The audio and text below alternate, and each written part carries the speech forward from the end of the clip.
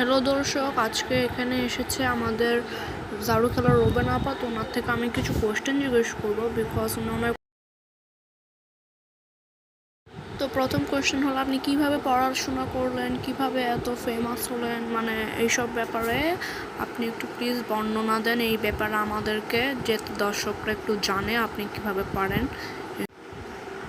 তো আপনার উত্তরটা যদি আপনি একটু সাজিয়ে বলেন তাহলেই বেশি ভালো। আমি তো চেয়ারে বসে টেবিলে বই রেখে তারপর পড়ালেখা করছি, যে সবাই তো এভাবেই করে। তোরা না জানো দে দামি কম মনে বলো টেবিল চেয়ার।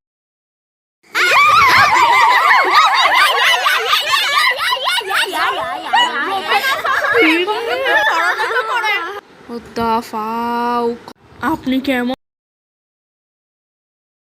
What the